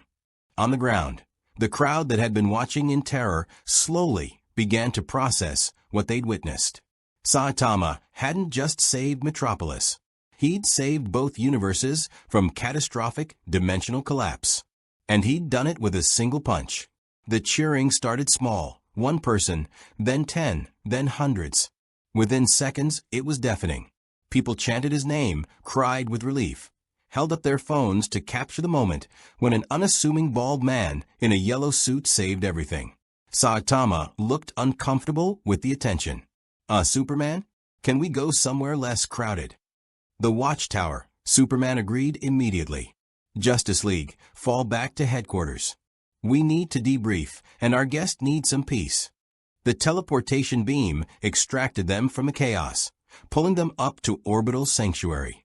Genos came with them, his sensors constantly scanning, his protective instincts toward his teacher fully activated. In the Watchtower's conference room, the Justice League assembled once more. But this time, the atmosphere was different. There was no suspicion, no fear, no debate about whether Saitama was a threat. Batman spoke first, and his words carried weight. I owe you an apology. I treated you like a problem to be solved rather than a person to be trusted. That was wrong. Saitama blinked in surprise. It's okay. You were just being careful. I get it. No, it's not okay, Batman continued. I've spent years preparing for threats, building contingencies, assuming the worst. But you've proven through your actions, not just your power, but your choices, that you're exactly what you claim to be, a hero. Wonder Woman smiled. Well said, Bruce. Saitama, on behalf of the Justice League, I formally apologize for how we've treated you. You saved our world, protected our people, and asked for nothing in return. I mean, I did eat a lot of your food, Saitama pointed out. That diner bill was probably expensive. Superman laughed. Consider it paid in full. But there's something we need to discuss, your future. That portal showed you your world, showed you a way home. Do you want to return? The question hung in the air. Saitama looked at Genos, who stood at attention, waiting for his teacher's decision. He looked at the Justice League, who had become something like colleagues, maybe even friends. He looked at Earth rotating peacefully below, a world he'd protected, but didn't truly belong to. Sensei, Genos said quietly, the Hero Association has been in chaos since you disappeared. Monster attacks have increased. The other S-Class heroes are struggling. They need you. But this world needs heroes too, Saitama replied. And they've got them. Good ones. Better organized than back home, honestly. You don't owe us anything, Superman said firmly. If you want to go home, we'll help you get there safely. We can use the technology we confiscated from Lex, stabilize it, create a permanent portal. And if I stay, then you'll have a place here, Wonder Woman answered. as an ally, a friend, and a hero. The Justice League would be honored to work alongside you. Batman's expression was unreadable behind his cowl. Though I should warn you, we have regulations, oversight, procedures. It's not as simple as just punching monsters. There's politics, bureaucracy, public relations. Sounds boring, Saitama said. It is, Flash agreed. Super boring. But it's also kind of necessary. Saitama was quiet for a long moment, processing. Back home, he'd achieved his dream, become the strongest hero, defeated every threat with a single punch. But he'd also lost something in the process. The excitement of challenge, the satisfaction of growth, the simple joy of not knowing if he could win. This universe had given him none of that. Darkseid had fallen in minutes. The cosmic entity in seconds. Even here, in a world of Kryptonians and gods and cosmic entities, nothing could truly challenge him. But it had given him something else. Colleagues who treated him like a person, not a weapon. Heroes who understood loneliness and burden. A disciple who'd crossed dimensions to find him. I should go back, Saitama said finally. It's my world, my responsibility. And Genos went through a lot of trouble to find me. Sensei doesn't need to justify, Genos started. But, Saitama continued, could we maybe set up a way to visit? Like a stable portal or something. It'd be nice to drop by sometimes. Check in. Maybe get some of those eggs from that diner. Cyborg grinned. I can work on that. Interdimensional bridge technology, stable and controlled. Give me a few weeks, and I'll have something ready. And you'd always be welcome, Superman added. Anytime, for any reason. You've earned that. Green Lantern's ring chimed with an incoming transmission. His expression grew serious as he listened. Guys, the Guardians of OA just sent a message. They're withdrawing their demand for Saitama's evaluation. Why? Batman asked suspiciously. Because, and I quote, a being who can eliminate a Void Walker with a single strike is either the universe's greatest hope or its inevitable doom. We choose to believe it is the former, and we will not risk turning it into the latter through provocation. John looked at Saitama with something like awe. They're scared of you. The Guardians of OA, who've existed for billions of years, are actually scared. I'm not scary, Saitama protested. I just punch things. You punch things so hard that beings older than stars are reconsidering their entire philosophy, Flash pointed out. That's pretty scary, dude. Amanda Waller's image appeared on the view screen, her expression carefully neutral. Justice League. Mr. Saitama, I've been authorized by the President to extend formal thanks for saving the planet. Again, the United States government would like to offer you honorary citizenship, full legal protections, and a formal pardon for any property damage incurred during. I'm going home, Saitama interrupted. But thanks. That's nice of you. Waller's eye twitched slightly. You're refusing citizenship? I've already got citizenship. In my world. With my hero association. They're probably wondering where I am. Saitama paused. Though if you could not try to kidnap me again if I visit, that'd be great. That was protective custody, not kidnapping. Waller replied stiffly. Felt like kidnapping. Mr. Saitama. Director Waller, Superman interrupted, his voice carrying quiet steel. I think we're done here. Thank you for your offer, but our guest has made his decision. The screen went dark. Waller was not accustomed to being dismissed, but even she recognized when she'd been outmaneuvered. Batman pulled up holographic schematics of the dimensional equipment they'd seized from LexCorp. We can have a stable portal ready in 6 hours. Cyborg, I'll need your help integrating our systems. Superman, coordinate with the other leagues. If we're establishing interdimensional travel, everyone needs to know about it. What about Luthor? Wonder Woman asked. He nearly destroyed 2 universes. He's being dealt with, Batman said coldly.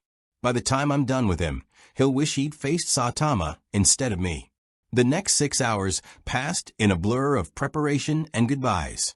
The Justice League worked with focused efficiency, building something unprecedented. A bridge between universes, stable and controllable, powered by a combination of Apocalypse Boom tube technology, Speed Force energy, and some of the most advanced human science in existence. Saitama spent the time eating, a lot, and talking with various league members. Flash challenged him to a hot dog eating contest and lost spectacularly. Wonder Woman gifted him a small Amazonian coin, blessed by Hera, as a token of friendship. Aquaman surprisingly offered respect. Any warrior who faces Darkseid without fear has earned the ocean's regard. Batman approached last, offering something unexpected, a small communicator. It's keyed to the Watchtower. If you ever need help, or if something threatens your world that you can't handle alone, which I'm not sure is possible, use this. We'll come. You'd cross dimensions to help? Saitama asked, genuinely touched. You crossed dimensions and still chose to help us, Batman replied. That's a kind of person, the kind of hero, worth crossing dimensions for. When the portal finally stabilized, the Justice League gathered to see them off. The dimensional gateway hummed with controlled power, showing Z-City on the other side, the Hero Association building visible in the distance. Sensei, Genos said quietly. Are you ready? Yeah. Saitama turned to face the Justice League one last time. Thanks for everything. The food, the fights, the tests, I guess. You're all pretty good heroes. Even you, Batman. Even me. Batman's lips twitched in what might have been a smile. You care a lot. Under all the scary stuff. That's good. Superman extended his hand. Until we meet again, Saitama. You'll always have friends here. Saitama shook it. Same. And hey, if you ever need someone punched really hard, let me know. He and Genos stepped toward the portal. Wait. A voice called from the entrance. Emma, the little girl whose brother Saitama had visited, ran into the room, somehow having bypassed multiple security checkpoints. She held out a handmade drawing. Saitama punching Darkseid, rendered in crayons with the artistic skill of an 8-year-old. For you, she said. So you remember us. Saitama took the drawing carefully, studying it with more attention than he'd given Darkseid himself. It's perfect. I'll keep it forever. And then, with a final wave, Saitama and Genos stepped through the portal. The dimensional bridge closed behind them, sealing shut with a soft hum. The Justice League stood in silence, processing everything that had happened over the past week. Think we'll see him again? Flash asked. Definitely, Superman replied, his super hearing picking up something the others couldn't, across dimensional barriers, through the fabric of reality itself. The faint sound of Saitama complaining about how expensive groceries had gotten while he was gone. Some things, it seemed, transcended universes. The DC universe returned to its version of normal, which meant another crisis was already forming somewhere, another villain plotting, another threat emerging from the infinite possibilities of the multiverse. But the heroes who protected Earth carried with them a new understanding. Power came in many forms, and sometimes the greatest strength was choosing restraint when you had none. Batman updated his files, creating a new entry. Saitama, interdimensional ally. Threat level, incalculable. Trustworthiness, proven. Note, if turned hostile, evacuate planet immediately. Contingency, non-viable. Superman returned to his life as Clark Kent, writing an article for the Daily Planet about the mysterious hero who'd appeared from nowhere and disappeared just as quickly. He made sure to emphasize Saitama's humanity, his choice to help rather than conquer, his fundamental decency. The article went viral. Wonder Woman reported to her mother that she'd met a warrior unlike any other, one who'd achieved ultimate power not through divine blessing or ancient heritage, but through simple dedication. Hippolyta listened and decreed that such a warrior should always be welcomed in Themyscira, should he ever return.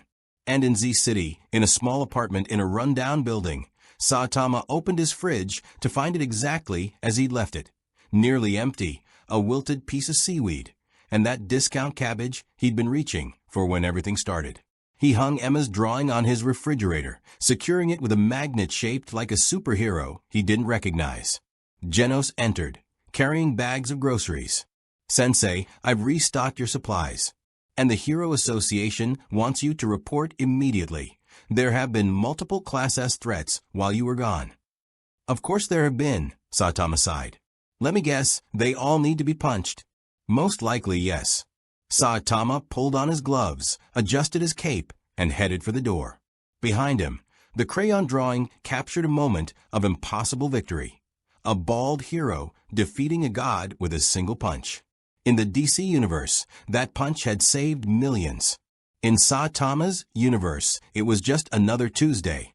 But across the dimensional barrier, both universes were a little safer, a little stranger, and a little more interesting for having collided, however briefly.